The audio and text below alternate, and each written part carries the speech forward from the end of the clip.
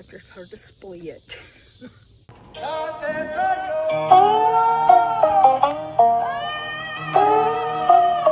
We're country diggers getting down in the dirt.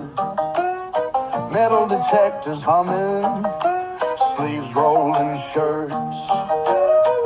Looking for relics, the old lost treasures in fields and valleys, finding hidden pleasures. Digging up bottles from the days long gone. Hey y'all, Jamie here with Country Diggers. Today I wanted to share with y'all what I got in the mail yesterday. A very beautiful piece. It is a reproduction of a 1760 Scottish Flintlock Pistol. Okay, look at that. Isn't that beautiful?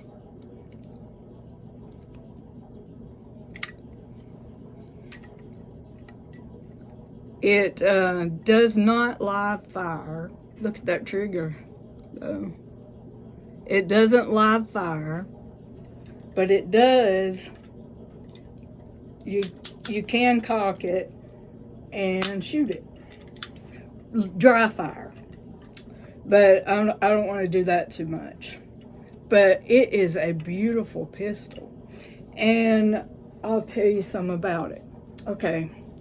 Pistols were considered requisite items for the Highland soldiers as early as the 1730s. By the 1740s, the elegant pistol styles of Christie Murdoch, that's who designed and made these, they were armourers of Doune, Sterlingshire, and have become the most sought after amongst Highland officers, especially the 42nd Royal Highland Regiment, known as the Black Watch. The unique elements of the Doune pistols were the scroll or ram's horns, butt, right here,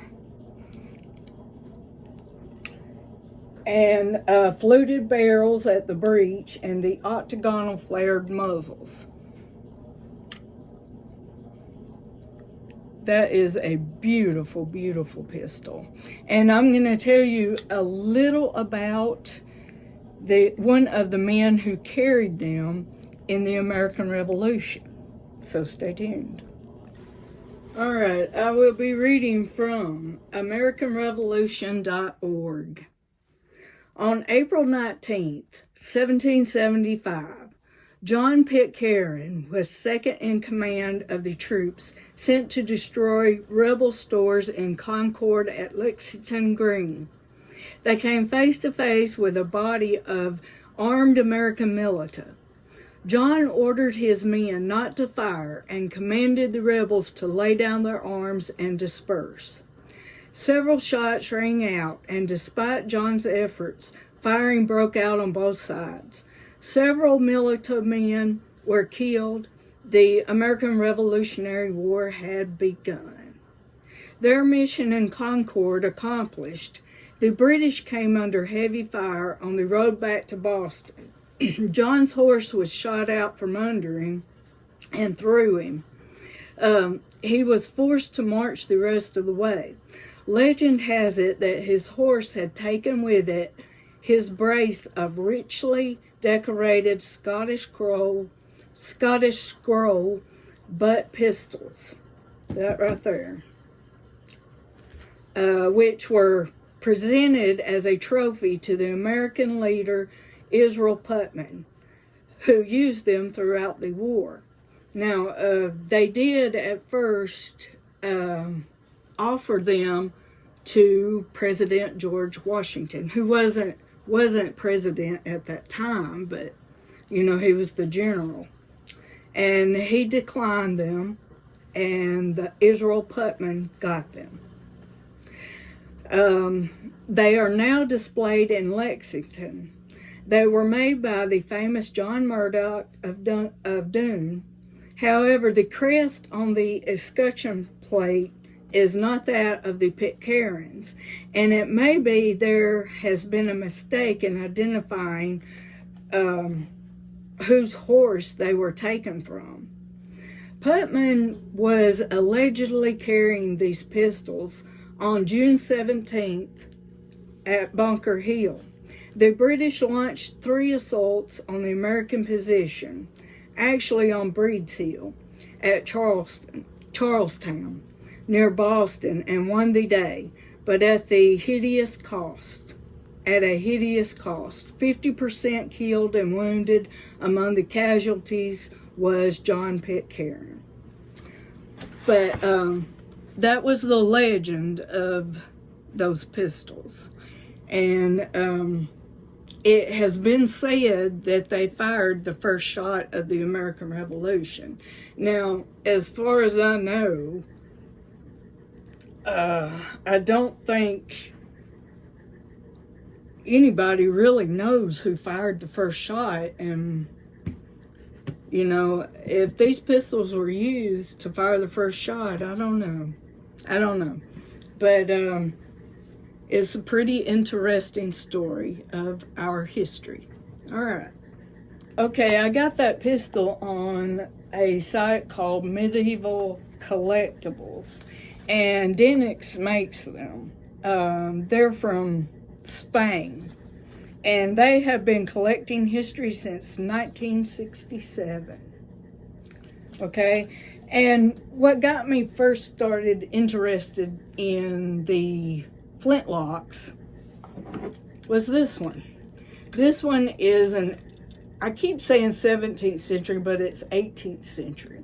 This is an 18th century replica of a pirate pistol, okay? And I just thought it was beautiful. This one's made of wood.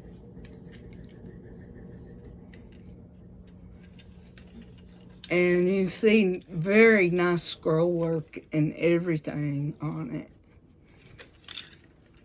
That side. It does not live fire, but as the Scottish one does, it does dry fire. But I don't want to do that too much either. But this is what got me interested in them. I was down in Florida last year, and we went to antique stores, and they had a whole case of flintlocks, and the replicas are reproduction. This one is a reproduction. I doubt I could afford a real one, because I looked online for real ones, and they go for like thousands and thousands of dollars. They do for auction and everything like that, thousands of dollars. But these two are replicas, and the Scottish one was first made of all metal, and this is made of all metal too. They usually had the wood handles like this one, but in 1760 the Scottish ones were all metal, and it had a clip on it. This is the exact same thing. They had a clip on it, made a clip on this one to hook to your belt, okay? And this is the same replica as the original, okay? But I have been looking online ever since I bought this one. And they're all just beautiful ones. Mostly, they're all beautiful. And that's what got me interested in them. And so I thought, well, you know, the reproductions, they don't cost all that much. This one, I think, costs like, or the Scottish one costs like $70. And this one was about the same. What gets you is, on the Scottish one I bought, is the shipping. That's what gets you. But I bought this one straight from the antique store and brought it home the same day in Florida. But this one's what got me interested in them. Beautiful guns. Beautiful flintlock guns they were. But anyway, hope you enjoyed and see you back soon.